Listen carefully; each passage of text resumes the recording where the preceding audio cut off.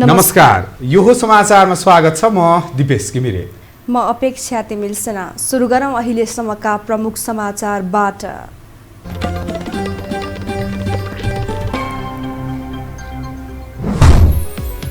प्रधानमन्त्री बन्न नपाएकाहरूले आफूलाई प्रतिगमनको संज्ञा दिएको प्रधानमन्त्री ओलीको दाबी। एक दिन पनि जेल नपरेका माओवादीले कम्युनिस्ट आन्दोलन धुमिल बनाएको आरोप। प्रधानमन्त्री ओली एक तमास अर्ले निर्वाचनको दबाव सृजना गर्दै नयाँ सरकार गठनको समीकरण नमिलेपछि कांग्रेस पनि मध्यावधिक निर्वाचनको आन्तरिक तयारीमा। आजदेखि नयाँ वर्ष 2078 सुरु। आपसमा शुभकामना आदान प्रदान साटासाट गरी मनाइदै सर्वसाधारणद्वारा सुखद वर्षको कामना।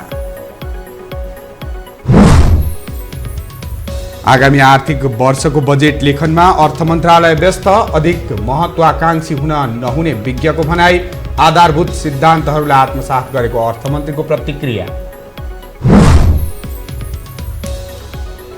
र त्रिदेशीय T10 क्रिकेटका लागि नेपालद्वारा 14 सदस्यीय टोली घोषणा। वैशाख 4 देखि 11 गतेसम्म प्रतियोगिता हुने। उद्घाटन खेलमा नेपाल र नेदरल्यान्ड्स भिड्ने।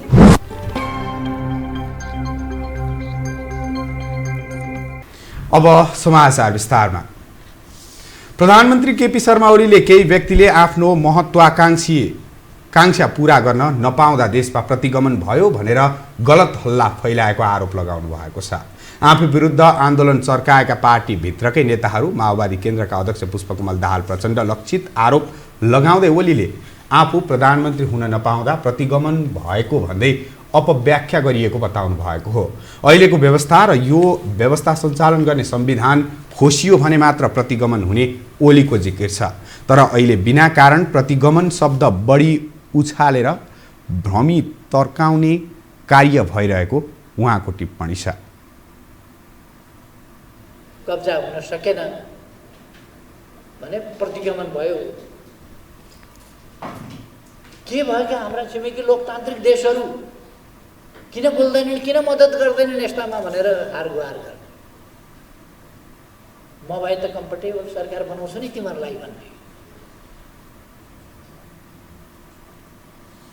अनि आफ्नो पार्टी तोडफोड गरेर अर्को पार्टीका प्रधानमन्त्री भइदेऊ भन्न जाने।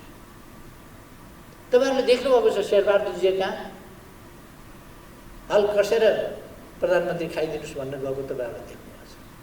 ती मान्छे तिनै हुन् जसले आफ्नो पार्टी फुटाएर आफ्नो आन्दोलन ध्वस्त पारेर आफ्नो सरकार ढालेर अनि ढाल्नका लागि मद्दत माग्न अहिले पुगिरहेका छन्।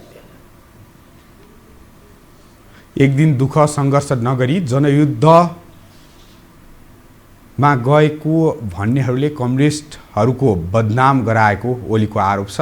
जेल नेल र हत्कडीको अनुभव नभएकाहरूले कम्युनिस्ट आन्दोलनको कुरा गर्न नसुहाउने ओलीको टिप्पणी छ।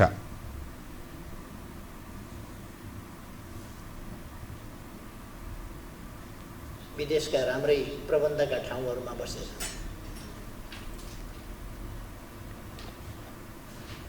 आफ्नो आन्दोलनको नेतृत्व गरेको भन्ने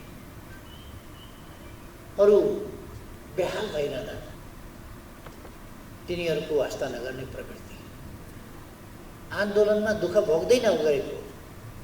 त्यस कारणले दुःख भनेको के हो? न पिटाइ खाएको छ, अलिकति कहिले पिटाइ खाएको छैन, कहिले जेल गएको छैन, कहिले नेल हत्कडी लगाउनु परेको छैन, कहिले भोकै बस्नु परेको छैन। क्रान्तिकारी कुरा गरेको छ, अरूलाई बहकाएको छ, भड्काएको छ, होमिदिएको छ। उहाँले लुटपाट गरेर भए पनि सरकारमा पुग्ने केही व्यक्तिको चाहना पूरा नभएको बताउनु भयो।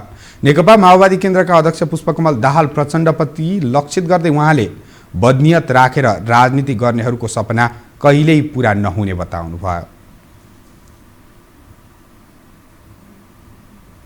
प्रधानमन्त्री केपी शर्मा ओलीले 2077 सालमा सरकारले उल्लेख्य प्रगति हासिल गरेको दाबी गरेका छन्। नयाँ वर्षको अवसरमा राष्ट्रका नाममा सम्बोधन गर्दै प्रधानमन्त्री ओलीले सरकारले गरेका कामको फेयरिस्ट नै प्रस्तुत गरे। एक रिपोर्ट। सिंहदरबारबाट राष्ट्रको नाममा सम्बोधन गर्दै प्रधानमन्त्री ओलीले कोभिड-19 को महामारीले विश्व नै आक्रान्त भएको बेला त्यसको असर नेपालका सबै क्षेत्रमा परेको भए पनि 2077 सालमा ठूला दीर्घकालीन महत्त्वको काम भएको दावी गरे। उनले प्रतिकूलताका बीच 2077 सालमा असाधारण काम भएको र राजनीतिक, आर्थिक तथा सामाजिक क्षेत्रमा सफलताको वर्ष रहेको बताए। कोभिड-19 महामारीसँगै मुलुकका केही राजनीतिक अवस्था देखा परे पनि गत वर्ष उपलब्धिको वर्ष रहेको ओलीको भनाइ थियो। यस्तै दशकौं पछिको सफलता प्राप्त गर्दै मेलम्चीको पानी काठमाडौँ आइपुगेको, अतिक्रमित भूमि फिर्ता, पुनर्निर्माणका कामहरूले पूर्णता पाउने क्रम तीव्र गतिमा बढेको तथा नयाँ नयाँ असाधारण र दूरगामी महत्त्वका कामहरू बढेको पनि उनले दावी गरे। नयाँ नयाँ असाधारण दूरगामी महत्त्वका थुप्रै आयोजनाहरू अगाडि बढायो। यसरी 2077 साललाई हामीले निरर्थक हुन दिएन। यस्तै सरकारले 7 प्रदेशमा ठूला ठूला नयाँ औद्योगिक क्षेत्रको शिलान्यास गरेको र लगानीका लागि शान्तिपूर्ण र अनुकूल वातावरण बनेको उल्लेख गरे। कोभिड-19 महामारीको प्रतिकूल अवस्थामा पनि अनलाइन र विभिन्न माध्यमका शिक्षण विधि अघि सारेर बालबालिकालाई शिक्षा प्रदान गरिएको, सामाजिक जनजीवनलाई सामान्य अवस्थामा राख्ने प्रयास गरेको प्रधानमन्त्रीको दावी छ। प्रतिकूल अवस्थामा पनि अनलाइन शिक्षा मार्फत र विभिन्न शिक्षाका शिक्षण विधिहरू प्रयोग गर्दै शिक्षालाई अगाडि बढाउने, विद्यार्थी बालबालिकाका परीक्षाहरू सुसञ्चालन गर्ने र सामाजिक जनजीवनलाई सामान्य अवस्थामा फर्काउने प्रयास गरे। प्रधानमन्त्री ओलीले जनतालाई आशा जगाउने गरी विकास निर्माणका कामहरू भइरहेको बताए। सरकारले गरेका कामहरू नदेख्ने समूहले निरन्तर जनता भड्काउने प्रयास भइरहे पनि सरकारका क्रियाकलापप्रति आशा र भरोसा जगाउने कामहरू लगातार भइरहेको ओलीको दावी छ। प्रतिदिन 5.5 किलोमिटर बाटो बन्ने गरेको मदन भण्डारी राजमार्ग, पूर्व पश्चिम राजमार्ग लगायत राजमार्गको स्तरोन्नति र निर्माणको फेरिस्त प्रस्तुत गरे। विभिन्न नाकाहरू खोलेका छन्। उत्तर दक्षिणका बाटाहरू लिङ्क रोडका रूपमा, राजमार्गका रूपमा बनाएका छौँ। मध्य पहाडी राजमार्ग, जसलाई हामी पुष्पलाल राजमार्ग भन्छौँ, पुष्पलाल राजमार्ग तीव्रतर ढङ्गमा बनिरहेको छ र स्तरोन्नति पनि भइरहेको छ। मदन भण्डारी राजमार्गको निर्माणको वेग तीव्र छ। मैले भनिरहनु पर्दैन, पूर्वदेखि पश्चिमसम्मका दाजुभाइ दिदीबहिनीहरूले देखिरहनु भएको छ कुन ढङ्गले मदन भण्डारी राजमार्गको निर्माण भइरहेको छ। यस्तै प्रधानमन्त्री ओलीले 2078 सालभित्र पूर्ण रूपमा सडक बालबालिकाको अन्त्य गर्ने दावी गरे। सहारा विहीनहरूका लागि सबैले सम्मानित जीवन बाँच्न पाउने स्थितिको निर्माण सरकारले गर्ने उनको दावी छ। एस्टेट आक्रमण विरुद्ध सरकारले कडा कानून ल्याएको भए पनि संसदमा पेश गर्न नदिएकोमा प्रधानमन्त्री ओलीले गुनासो गरे। प्रधानमन्त्री ओलीले नयाँ वर्षमा सरकारले नयाँ नयाँ कामहरूको थालनी गर्ने पनि प्रतिबद्धता जनाएका छन्। अब बाँकी समाचार। आजदेखि विक्रम सम्वत 2078 को आरम्भ भएको छ। बितेको वर्ष 2077 अर्थतन्त्र र राजनैतिक हिसाबले निराशा लाग्दो भए पनि विकासका दृष्टिले आशाप्रद बन्यो। केही नमुना योग्य कामहरू सम्पन्न भए भने केही निर्माणकै चरणमा छन्, जसले सरकारको खस्किदो लोकप्रियतालाई थाम्ने काम गरेको छ। तर विपक्षीहरू भने बितेको वर्ष आशातीत नभएको प्रतिक्रिया दिन्छन्। एक रिपोर्ट। बिहान 5:40 को सूर्योदयसँगै नयाँ वर्ष 2078 आरम्भ भयो। नयाँ वर्षको पहिलो दिन बुधबार सिंहदरबार स्थित प्रधानमन्त्री तथा मन्त्री परिषदको कार्यालयबाट राष्ट्रका नाममा सम्बोधन गर्दै प्रधानमन्त्री केपी शर्मा ओलीले भने, पात्रोको पाना मात्रै होइन, मिति परिवर्तन मात्रै होइन, हामीले स्तर परिवर्तन पनि गरेका छौँ। करिब 45 मिनट सम्बोधन गरेका ओलीले भने जस्तै बितेको वर्ष देशको स्तर नै परिवर्तन गर्ने अर्थमा नरहे पनि यो वर्षले आशाको बीजारोपण भने गरेको छ। आर्थिक र सामाजिक हिसाबले उथल पुथलपूर्ण रहेको 2077 मा केही नमुनायोग्य उपलब्धि भए, जसमध्ये पक्ष विपक्ष बीचको राष्ट्रिय सहमति मार्फत देशको पूर्ण भूभाग सहितको नक्सा जारी भयो। करिब 3 दशकदेखि काठमाडौँवासीले प्रतीक्षा गरेको मेलम्चीको पानी पनि काठमाडौँमा आइपुग्यो। यो वर्ष पनि गएको वर्ष पनि निरर्थक वर्ष रहेन, एउटा उपलब्धिको वर्ष नै रह्यो। हामीले चिर प्रतीक्षित मेलम्चीको पानी दशकौं पछिको सपना साकार पार्दै काठमाडौँमा झार्न र काठमाडौँका जनतामा धारा धारामा पानी पुर्याएर खुसियाली बाँड्न सफल भएका छौँ। अरू अनेक कामहरू हामीले पुरा गर्यौँ। पुनर्निर्माणका कामहरू पुरा गर्यौँ, नयाँ निर्माणका कामहरू पुरा गर्यौँ। 2072 सालको भूकम्पले भत्काएका संरचनाहरू पुनर्निर्माणको अन्तिम चरणमा छन्। पुरातात्विक महत्त्वको रानीपोखरी निर्माण सम्पन्न भएको छ।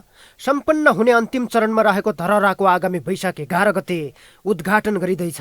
भलै सञ्चालन हुन ढिला भए पनि जयनगर जनकपुर रेल सेवा यही वर्ष भित्रिएको छ। तर जनशक्ति व्यवस्थापन र ऐन अभावका कारण रेलले आकाश देख्न पाएको छैन। विरोध र विवादकै बीच नागढुङ्गा सिस्नेखोली सुरुङ मार्ग निर्माण सुरु भएको छ।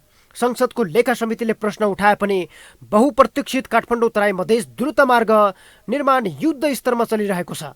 यो वर्ष 165 निर्वाचन क्षेत्रमा रणनीतिक महत्त्वका सडक निर्माणलाई पूरा गर्ने दिशामा सरकार अघि बढ्ने देखिएको छ। आशाप्रद विकास निर्माणका कार्यहरू चलिरहे पनि प्रधानमन्त्री ओलीले गरेको असंवैधानिक प्रतिनिधि सभा विघटनका कारण मुलुकले असाधारण क्षति भने बेहोर्नु पर्यो।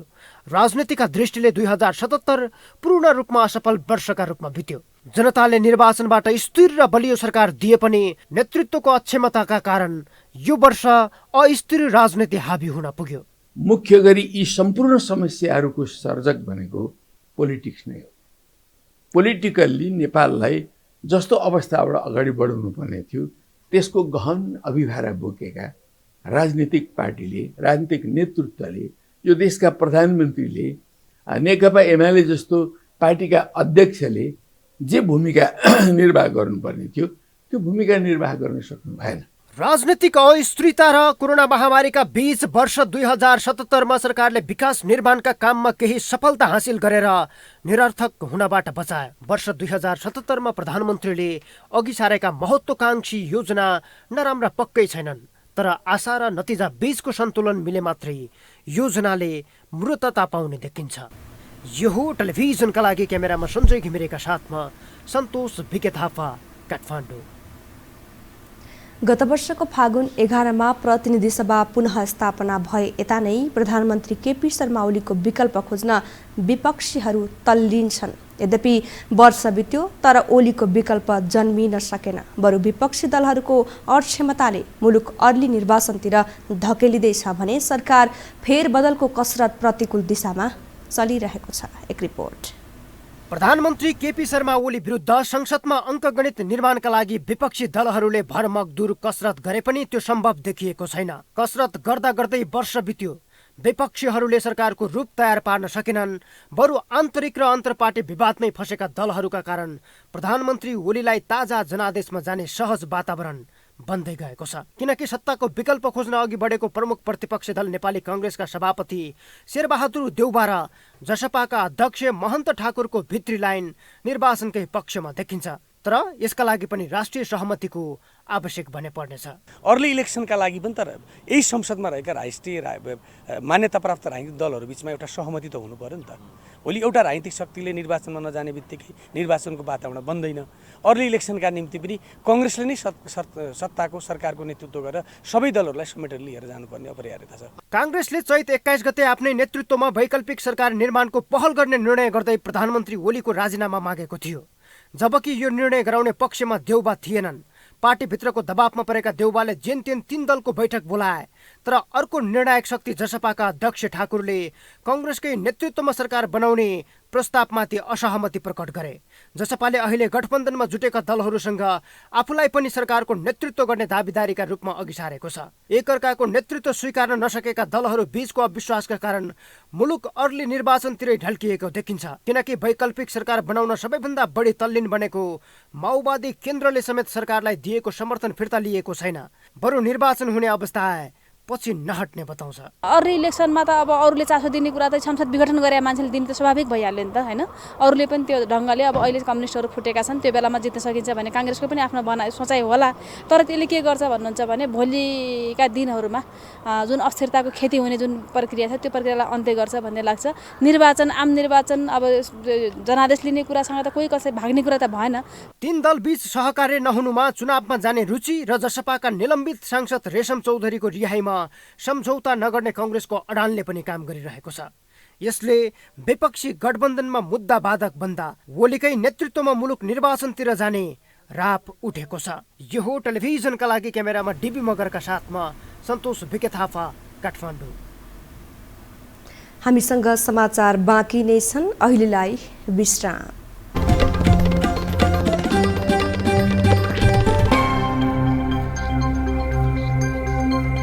विश्रामपछि स्वागत छ। अब बाँकी समाचार। प्युठानमा आज बिहान भएको सवारी दुर्घटनामा परि 5 जनाको मृत्यु भएको छ। जिल्ला प्रहरी कार्यालय प्युठानका अनुसार मृत्यु हुनेमा सूर्य पन्थी, यमलाल पन्थी, ईश्वरी भण्डारी, श्याम नेउपाने र केशव कार्की छन्। जिपमा जिल्ला प्रशासन कार्यालय गुल्मीका कर्मचारी सवार थिए। मृतक मध्ये नेउपाने जिल्ला प्रशासन कार्यालयका प्रमुख प्रशासकीय अधिकृत हुन्। घाइते 6 जनाको थप उपचारका लागि हेलिकप्टर मार्फत काठमाडौँ ल्याइएको छ।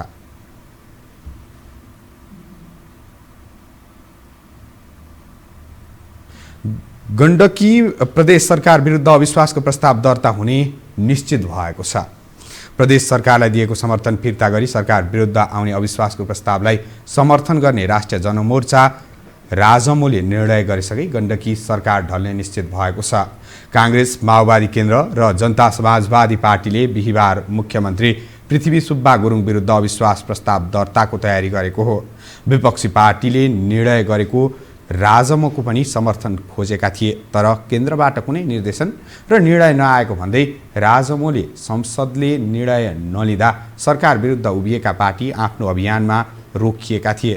राजमो केन्द्रीय अध्यक्ष चित्रबहादुर केसीले आज गण्डकी सरकार विरुद्ध ल्याउने अविश्वास प्रस्तावलाई समर्थन गर्ने जनाएपछि मोर्चाबन्दी बनाएका पार्टी अविश्वास प्रस्ताव दर्ताको तयारीमा लागेका हुन्। 3वटै पार्टीले आफ्ना सांसदलाई पोखरा बोलाएका छन्।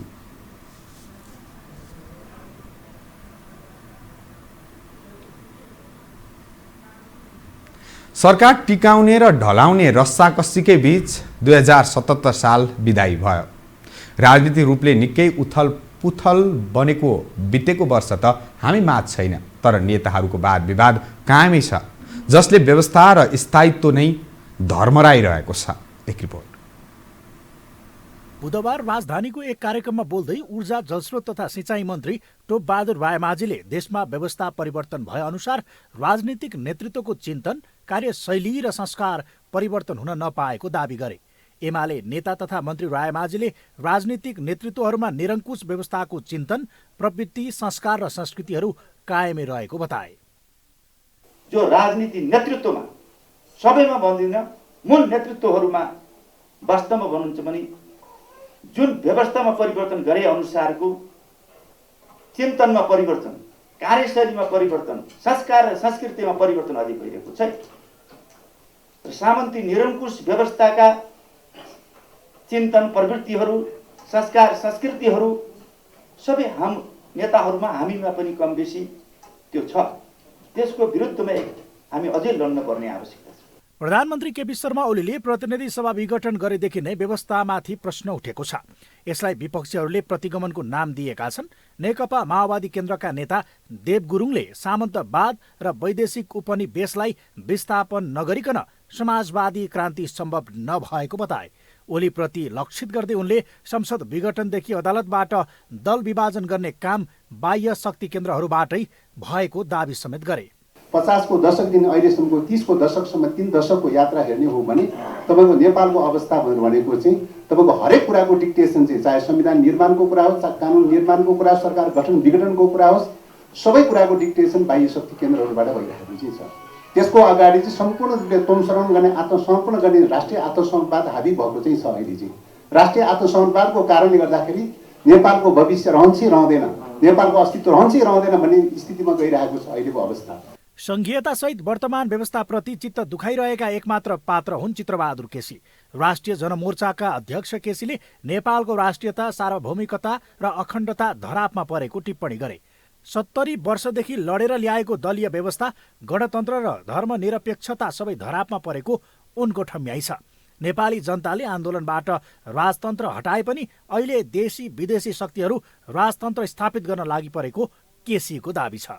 70 वर्षदेखि लडेर आउने ल्याएको तपाईँ चाहिँ यो दलीय व्यवस्था समेत धरापमा पर्न लाग्यो र तपाईँ चाहिँ गणतन्त्र समेत धरापमा पर्न लाग्यो, धर्मनिरपेक्षता समेत धरापमा पर्नु भयो। हामीले हेर्दा हेर्दै हामीले कुराकानी गर्दा गर्दै त्यसो हुनाले अब धेरैको भनाइ के हो भन्दाखेरि तपाईँ चाहिँ अब केही गर्नु पर्दैन, बहुदलीय व्यवस्था पनि आइहाल्यो, गणतन्त्र पनि आइहाल्यो, धर्मनिरपेक्षता आइहाल्यो, अब धेरै कुरा भइसक्यो भन्ने कुरा छ, संस्थागत भएको छ। लामो समयपछि एउटै मञ्चमा देखिएका पक्ष विपक्षले अझै पनि क्रान्ति सफल नभएको बताइरहेका छन्, तर उनीहरूका दलीय स्वार्थले गाजिएर फोहोरी बनेको राजनीतिलाई सफा गर्ने दुस्साहस गरेका छैनन्, बरु व्यवस्थामाथि नै प्रश्न उठाइरहेका छन्। अब बाँकी समाचार। 2077 साल कोरोना र राजनीतिक अस्थिरताले खल्लो महसुस गरेका नेपाली नागरिक 2078 साल त्यस्तो नहोस् भन्ने कामनामा छन्। सकारात्मक सोचसहित नागरिकहरूले नयाँ वर्षको पहिलो दिन मनोरञ्जनबाट सुरुवात गरेका छन्। एक रिपोर्ट। आजबाट 2078 साल सुरु भएको छ।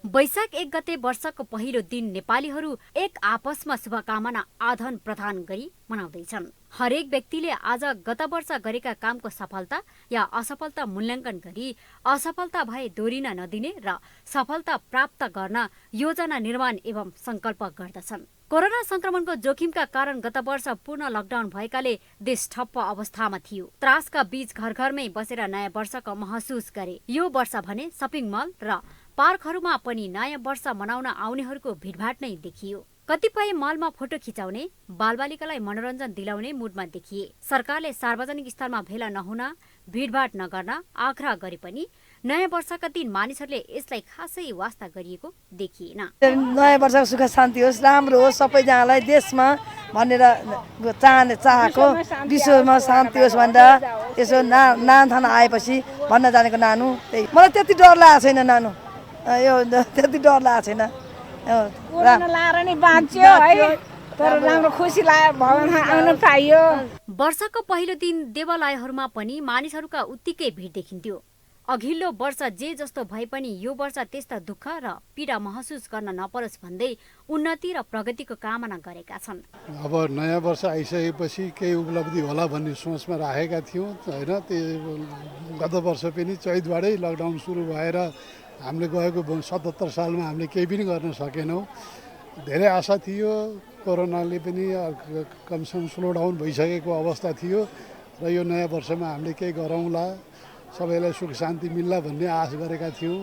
तर फेरि विगत यो गएको एक हप्तादेखि चाहिँ अलिकता चाहिँ खतराको घन्टी बढ्दै गएको छ। त्यसले गर्दा हामी सतर्क हुन अझै जरुरी छ।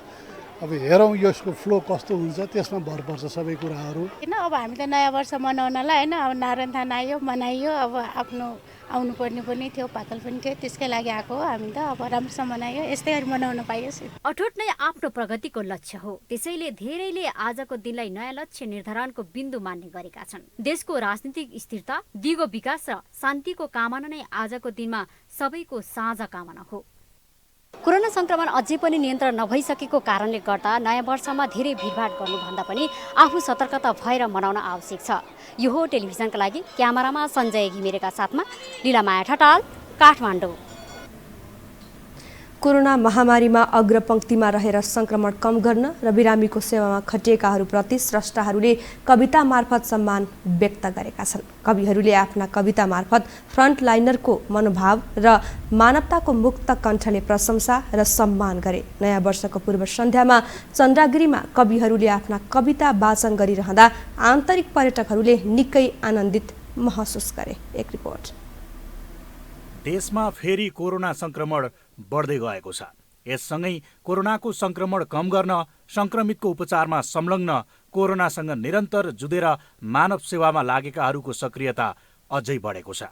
यही सन्दर्भका बीच गएको सोमबार दर्जन बढी कविहरूले चन्द्रागिरी डाँडामा पुगेर अग्र मोर्चामा खटिएकाहरूमा समर्पित भएर कविता वाचन गरेका छन्। कविहरूले आफ्नो रचना मार्फत अग्र मोर्चामा खटिएकाहरूको मनोभाव र मानवताको मुक्त कण्ठले प्रशंसा र सम्मान गरे। उद्रित र अन्य साराहरू पागल हुँदा सिङ्गो जीवन नै रङ्गमञ्चमा रङ्गबद्ध बन्छ र उपसंहारमा यस्तै एक मुष्ट पागल समयहरू नै कालान्तरमा एक उचाइ सभ्यता अग्लन्छ। हो, यी एक मुष्ट पागल समयहरू नै कालान्तरमा एक उचाइ सभ्यता अग्लन्छ। धन्यवाद। गत वर्ष यही समयमा देश लकडाउनले ठप्प थियो। संक्रमितहरूलाई सहयोग त के, टाढैबाट निहाल्न समेत मानिसहरू डराउने अवस्था थियो। महामारी विरुद्ध लड्न सरकारको तयारी अपुग थियो भने आम मानिसमा त्रासको वातावरण थियो। त्यस्तो अवस्थामा पनि भाइरसका विरुद्ध केही मानिसहरू आफ्नो ज्यानको पर्वाह नगरी फ्रन्टलाइनमा खटिएका थिए। विषम परिस्थितिमा अग्रमोर्चामा खटिएका प्रति कवि तुलसी दिवस कविता मार्फत यसरी अनुग्रहित बने। तेर्सिदा तेर्सिदै तेर्सोमा तेर्सिएको बाटो नै उक्लेपछि तेर्सिनेको पनि केही लाग्दो रहेनछ। उक्लदा उक्लदै उकालोमा उक्लेको बाटो नै वर्लेपछि उक्लनेको पनि केही लाग्दो रहेनछ। हिँड्दा हिँड्दै मोडमा हिँडेको बाटो नै मोडिएपछि हिँड्नेको पनि केही लाग्दो रहेनछ। फ्रन्टलाइनरको सम्मानमा सरकार चुकेको छ। उनीहरू समाज र सरकारको आँखामा रोग सार्ने मानिसको रूपमा देखिए। तर महामारी अन्त्य भएको छैन। खोप आविष्कारले केही आशा पलाए पनि बढ्दो संक्रमणले जोखिम बढ्दै जाँदा फ्रन्टलाइनरहरूको महत्त्व अझ बढ्दै गएको कविहरूले आफ्नो साहित्य मार्फत स्पष्ट पारे। विभेदका बारहरूलाई भत्काउँदै कैयन जीवनको रक्षार्थ आफैलाई आहुति दिएर पनि यो बुद्धको भूमिमा मानवताको परिचय दियो। आफैलाई आहुति दिएर पनि यो बुद्धको भूमिमा मानवताको परिचय दियो। त्यसैले त अन्तस्करणबाट नमन छ, साँच्चै अन्तरात्माको अभिवादन छ। सहित त नभन्लान् कतिले यही माटोको टीका लगाउँदै राष्ट्रको झण्डा बोक्नेहरूलाई।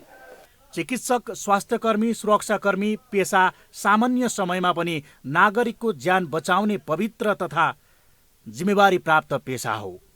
यी फ्रन्टलाइनर भूमिका महामारीमा अझ महत्त्वपूर्ण बन्यो। यिनैको सम्मान र सम्झना कविहरूले कविता मार्फत गरेका हुन्। थर्ड पोल ग्रुप नामक संस्थाको आयोजनामा चन्द्रागिरी हिल्स स्थित खुल्ला रङ्गमञ्चमा आयोजित सो कार्यक्रममा कान्ति पराजुली, मोमिला, एलिसा ढुङ्गाना, किशोर पहाडी, प्रभा भट्टराई लगायतका कविहरूले आफ्ना कविता प्रस्तुत गरेका थिए। नेपालमा पछिल्लो 24 घण्टामा 603 जनामा कोरोना संक्रमण पुष्टि भएको छ। 4289 पिसिआर र 451 एन्टिजेन परीक्षणमा 600 भन्दा बढीमा संक्रमण देखिएको स्वास्थ्य तथा जनसङ्ख्या मन्त्रालयले जानकारी दिएको छ। मन्त्रालयका अनुसार पछिल्लो सोमबारदेखि आजसम्म 13053 जनामा कोरोना परीक्षण गरिएको छ, जसमध्ये 1536 जना संक्रमित भएका छन् भने 420 जना संक्रमण मुक्त भएका छन्। काठमाडौँ उपत्यकामा मात्र 254 जनामा कोरोना संक्रमण पुष्टि भएको छ। भक्तपुरमा 20, ललितपुरमा 61 र काठमाडौँमा 173 जनामा कोरोना संक्रमण पुष्टि भएको हो। नयाँ वर्ष 2078 को अवसर पारेर बुधबारदेखि विष्णुमती नदी सफाई अभियान सुरु गरिएको छ। विष्णुमती सफाई अभियानको आयोजनामा बुधबार बिहान विष्णुमती नदीको शोभा भगवती क्षेत्रबाट सफाई अभियान प्रारम्भ गरिएको हो। विष्णुमती नदी उपत्यकावासीको सभ्यता, धर्म, परम्परा र जीवन पद्धतिसँग जोडिएको भए पनि हाल प्रदूषित अवस्थामा रहेर वातावरण बिग्रदै गई मानव स्वास्थ्यलाई समेत असर पर्न थालेकाले विष्णुमती नदी सफाई अभियान सञ्चालन गर्नुपरेको अभियन्ताहरूको भनाइ छ। विष्णुमती सफाई हरेक महिनाको अन्तिम शनिबार बिहान 7 बजेदेखि 9 बजेसम्म गरिने सांसद जीवनराम श्रेष्ठले जानकारी गराउनु भयो। विष्णुमती सफाईमा नेपाली सेना, नेपाल प्रहरी, सशस्त्र प्रहरी, काठमाडौँ महानगरपालिका, विभिन्न सङ्घ संस्थाहरू र स्थानीयको सहभागिता रहेको थियो।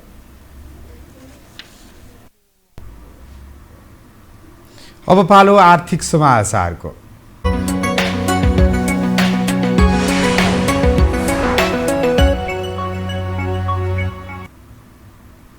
आगामी आर्थिक वर्ष 2078-79 को बजेट लेखनमा जुट्न अर्थमन्त्रीले केही सहसचिवहरूलाई कामको जिम्मा लगाइसकेका छन्। बजेटमा के कस्ता विषयलाई प्राथमिकतामा राख्ने भन्ने निष्कर्षमा पुग्न सहज होस् भन्ने हेतुले 1 महिना अघि फागुन महिनाको अन्तिम साता नै अर्थ मन्त्रालयले इमेल मार्फत सुझाव सङ्कलन गर्ने कार्य सुरु गरेको थियो।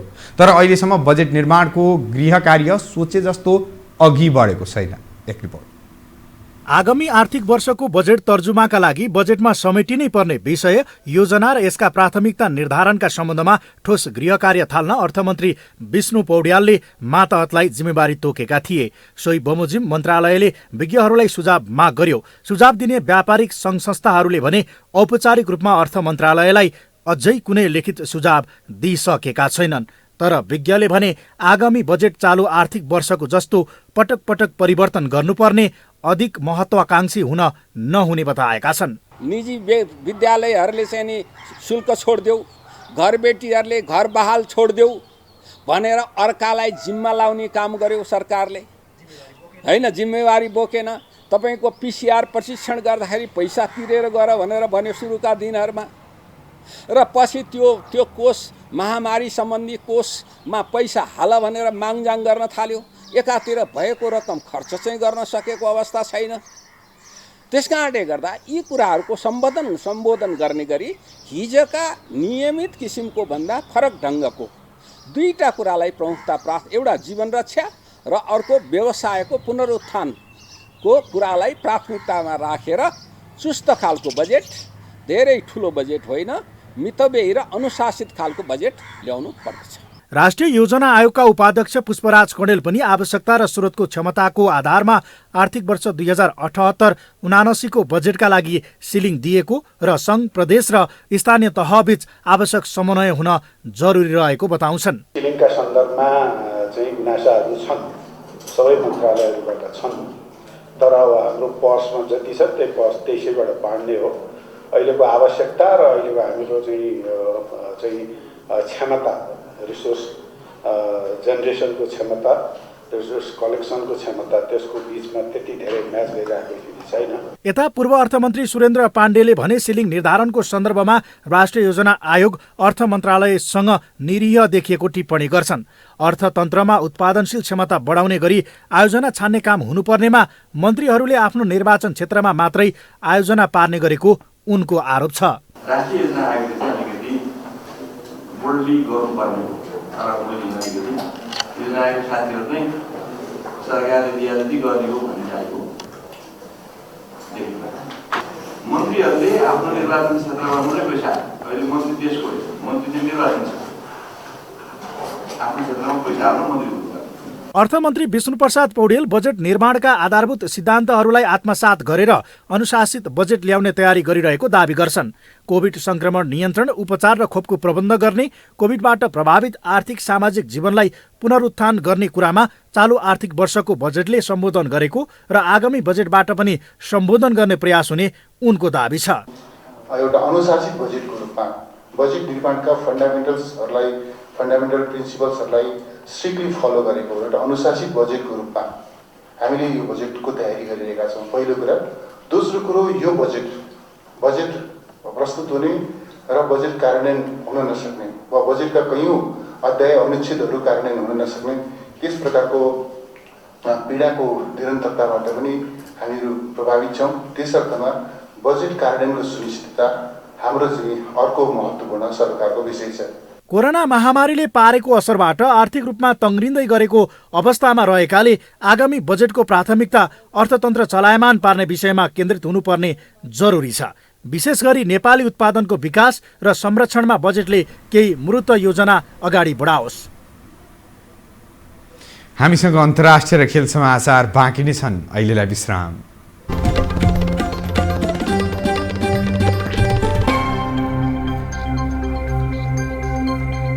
विश्रामपछि स्वागत छ। अब अन्तर्राष्ट्रिय समाचार।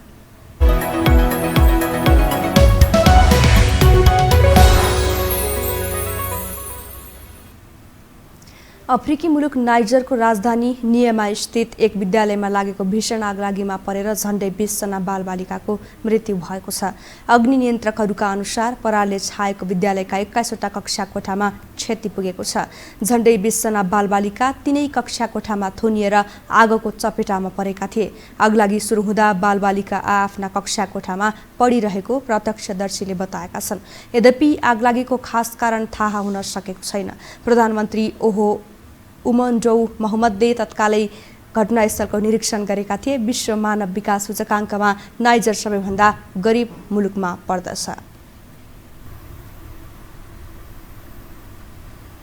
अब पालो खेल समाचारको।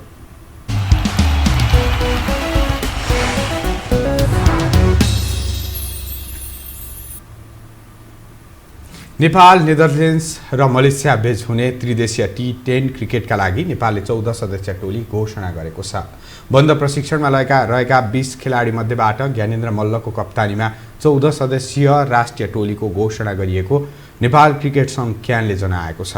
नेपाली टोलीमा कप्तान मल्लसहित उपकप्तान दिपेन्द्र सिंह ऐरी, पारस खड्का, विनोद भण्डारी, सोमपाल कामी, करण क्रेसी र सन्दीप लामी छानेछन्। त्यसैगरी अविनाश बोहरा, आरिफ शेख, आशिष शेख, कुशल भोर्तेल, कुशल मल्ल, कमल सिंह ऐरी, सुसन भारी र साहब अलाम छनौटमा परेका छन्। कीर्तिपुर मैदानमा वैशाख 4 देखि 11 गतेसम्म चल्ने प्रतियोगिताको उद्घाटन खेल नेपाल र नेदरल्यान्ड्सले खेल्नेछन्।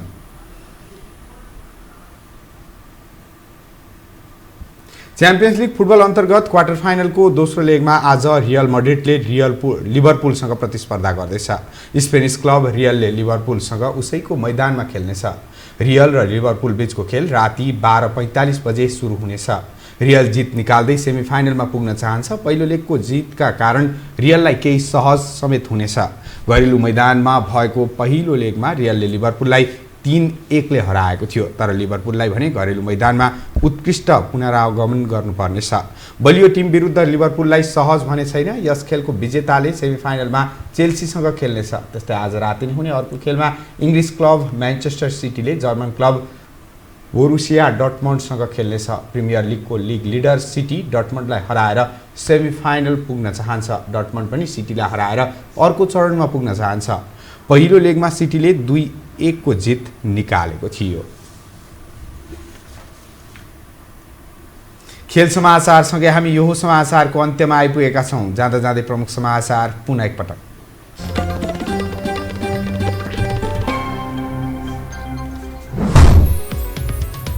प्रधानमन्त्री बन्न नपाएकाहरूले आफूलाई प्रतिगमनको संज्ञा दिएको प्रधानमन्त्री ओलीको दाबी। एक दिन पनि जेल नपरेका माओवादीले कम्युनिस्ट आन्दोलन धुमिल बनाएको आरोप। प्रधानमन्त्री ओली एक तमास अर्ली निर्वाचनको दबाव सिर्जना गर्दै नयाँ सरकार गठनको समीकरण नमिलेपछि काङ्ग्रेस पनि मध्यावधिक निर्वाचनको आन्तरिक तयारीमा। आजदेखि नयाँ वर्ष 2078 सुरु। आपसमा शुभकामना आदान प्रदान गरी मनाइँदै सर्वसाधारणद्वारा सुखद वर्षको कामना।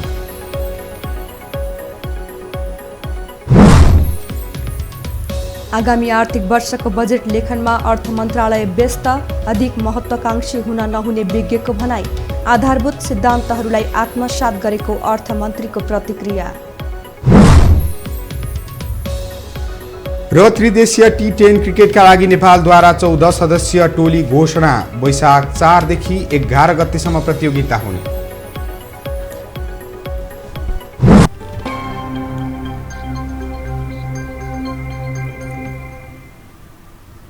हवस् त यो समाचार सकियो। समाचार बुलेटिनका साथै यो टेलिभिजनका सम्पूर्ण कार्यक्रम यो हो टेलिभिजन.com, यो हो खबर.com, युट्युब र फेसबुकमा पनि पढ्न र हेर्न सक्नुहुनेछ। मोबाइलमा यो हो टिभी एप डाउनलोड गरी हामीलाई प्रत्यक्ष हेर्न सक्नुहुनेछ। तथ्य सहितको निष्पक्ष समाचारका लागि हेर्दै रहनुहोला यो हो टेलिभिजन। नमस्कार।